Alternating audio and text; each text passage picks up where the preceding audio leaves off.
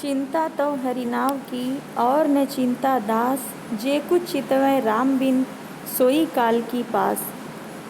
कबीर दास जी कहते हैं कि एक भक्त को चिंता तो हरि नाव की, चिंता होती है हरि नाव माने ईश्वर के नाम की, और न चिंता दास, और उस भक्त को किसी वस्तु की चिंता नहीं होती है।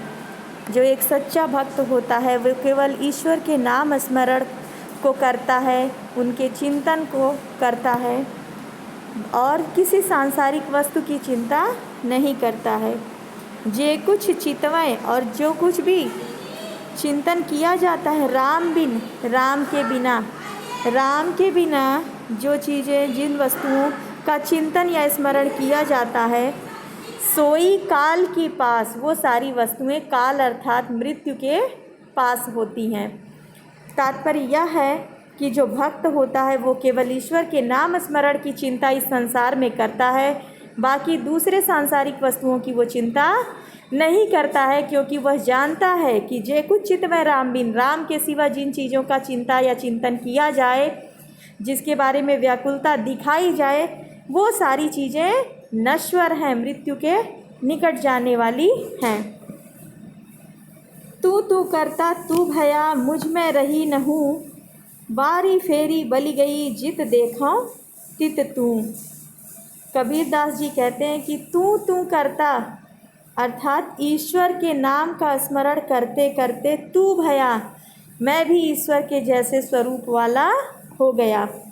अर्थात परमात्मा का चिंतन स्मरण करते करते, दिन रात उनके बारे में चिंतन करते करते मैं भी परमात्मा का अंश आत्मा बन चुका हूँ। मुझ में रही न हूँ माने अहंकार। अब मुझ में किसी भी प्रकार का अहंकार नहीं रह गया। बारी फेरी बलि गई जित देखो तित तू, कि अब ये सारी चीज़ें समाप्त हो चुकी हैं। परमात्मा का चिंतन करते करते परमात्मा के स्वरूप वाला हो गया हूँ। अब मुझ में किसी अहंकार की जगह नहीं रह गई, सारी चीज़ें पलट गई। जित देखो तितू, अब मैं जिधर भी देखता हूँ उधर आप ही आप मुझे नज़र आते हैं। जहाँ भी देखता हूँ सिर्फ आप ही नज़र आते हैं। अगला दोहा देखते हैं। कबीर सूता क्या करे, काहे ना देखे जागी, जाके संग ते बिछुड़िया ताही के संग लागी। कबीर दास जी कहते हैं कि कबीर सूता माने सो करके क्या करे, क्या करेगा। वो कौन सी निद्रा सो रहे हैं? मोह और माया की। कबीर दास जी कहते हैं कि वो मोह माया की निद्रा में सोकर क्या करेंगे। काहे न देखे जागी, कि जब उन्हें ईश्वर का ज्ञान हो चुका है तो वो अब क्यों न जग जाएं, सचेत हो जाएं।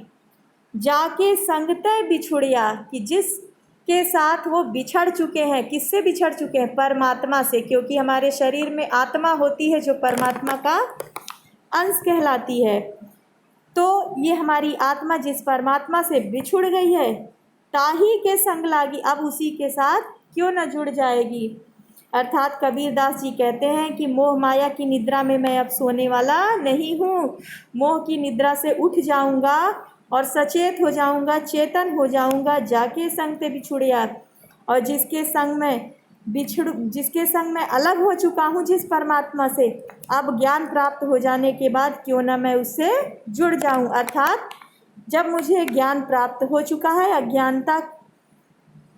अज्ञानता की जो रात्रि है वो समाप्त हो चुकी है, तो अब मैं क्यों नहीं उसके साथ लग जाऊं या परमात्मा से मिल जाऊंगा।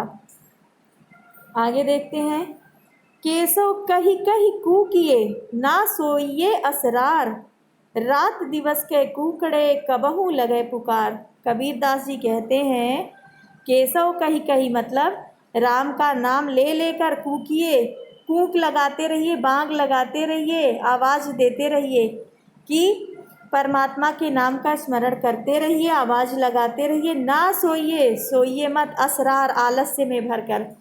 आलस्य के अंधकार में अब सोने की आवश्यकता नहीं है, बल्कि दिन रात परमात्मा के नाम का स्मरण करते रहिए।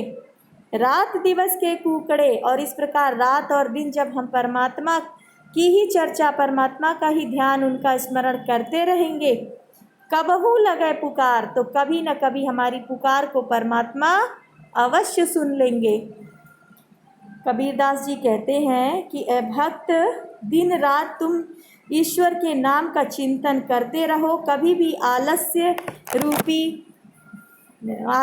रूपी अंधकार में सो नहीं, आलस्य मत करो, क्योंकि रात और दिन जब 24 घंटे हम परमात्मा का स्मरण करेंगे तो कभी न कभी तो ईश्वर हमारी सुधि लेंगे ही, कभी न कभी हमारी आवाज़ परमात्मा तक पहुंच जाएगी।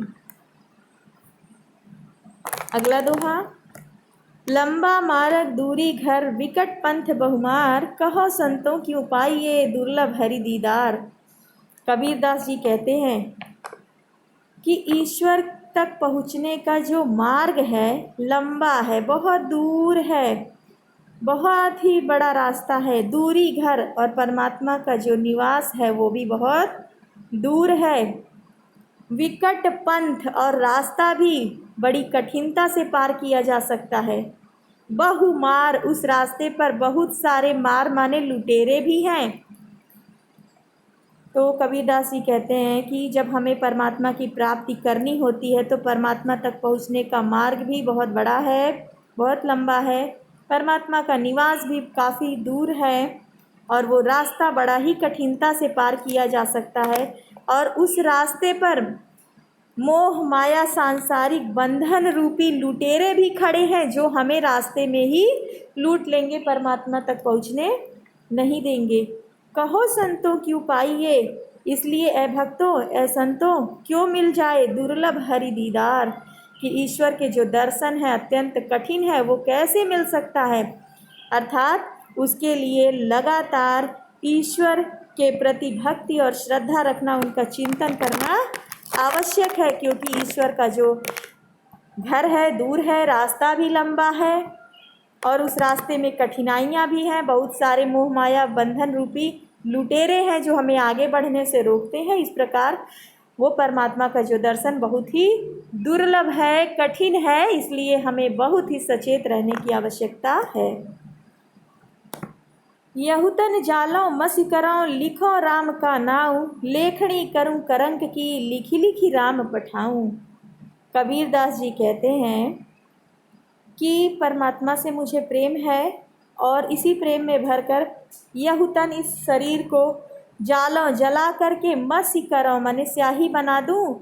यदि मैं इस शरीर को जला करके उसकी राख से स्याही बना दूँ, लिखो राम का नाम, और उस स्याही से राम या परमात्मा के ही नाम को लिखता रहूं, लेखड़ी करूं करंक की।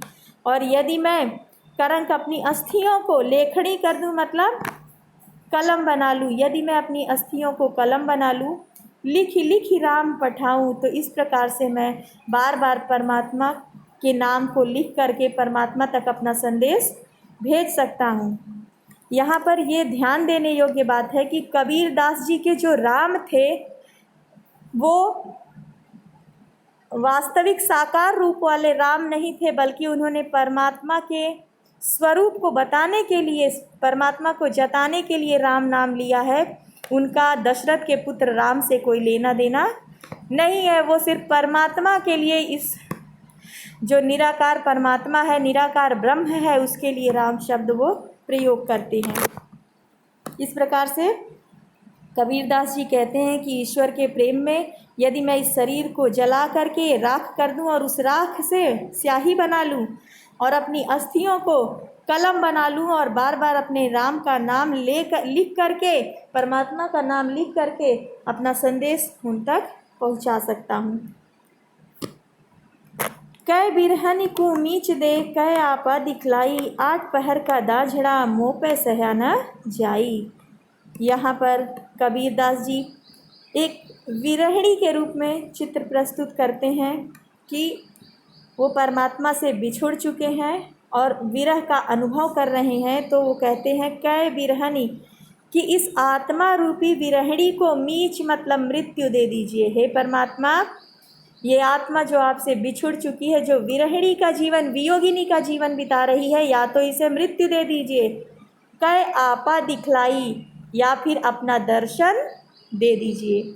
या तो मृत्यु दीजिए नहीं तो फिर आकर के मुझे दर्शन दीजिए। 8 पहर का दाझड़ा, 8 पहर मतलब 4 पहर दिन के और 4 पहर रात के, मतलब 8 पहर अर्थात 24 घंटे का दाझड़ा, ये जो दुख है, जो वियोग है, मोह पे सहया न जाई, अब मुझसे बर्दाश्त नहीं होता। 24 घंटे का जो आपसे वियोग है वो मुझसे बर्दाश्त नहीं होता, इसलिए चाहे मुझे मृत्यु दे दीजिए या फिर अपने स्वयं दर्शन दे दीजिए। कबीर रेख सिंदूर की काजल दिया न जाई, नैनू रमैया रमि रहा दूजा कहाँ समाई। इस दोहे में कबीर दास जी बताते हैं कि यदि हमें परमात्मा से प्रेम हो चुका है तो सांसारिक विषय वस्तु भोग विलास मोह माया के लिए हमारे मन में जगह खत्म हो जाती है। देखिए कबीरदास जी कहते हैं रेख से अंदूर की, कि एक भक्त ने या मैंने अपनी मांग में सिंदूर भर लिया है, अर्थात सिंदूर का रंग लाल होता है, लाल रंग प्रेम का प्रतीक होता है। मैंने परमात्मा के प्रेम रूपी सिंदूर से अपनी मांग को भर लिया है, सजा लिया है। काजल दिया न जाई, अब यहाँ पर सांसारिक विषय भोग वासना की जो भावनाएं हैं, जो काजल के कालिक के समान हैं, अब मैं उसे कहाँ रख सकता हूँ। अर्थात जब परमात्मा से प्रेम हो चुका है तो मुझे और सांसारिक भोग विलास की आवश्यकता नहीं है। ठीक उसी प्रकार से जैसे एक सुहागिन अपने मांग में जब सिंदूर भर लेती है तो उसमें कभी काजल नहीं लगाती। नैनू रमैया रमि रहा दूजा कहाँ समाई। कबीरदास जी कहते हैं कि मेरे नेत्रों में रमैया रम रह गया, रमि रह रहा है, मेरे नेत्रों में परमात्मा बस चुका है। दूजा कहाँ समाई, अब दूसरी वस्तुओं के लिए मेरे मन में कहाँ भावना है। जिस प्रकार से एक सौभाग्यवती नारी अपने मांग में सिंदूर को भर लेती है फिर काजल नहीं लगा सकती, उसी प्रकार से मेरे नेत्रों में परमात्मा बस चुके हैं। अब परमात्मा के सिवा किसी और भावना को मन में बसाने की जगह नहीं है।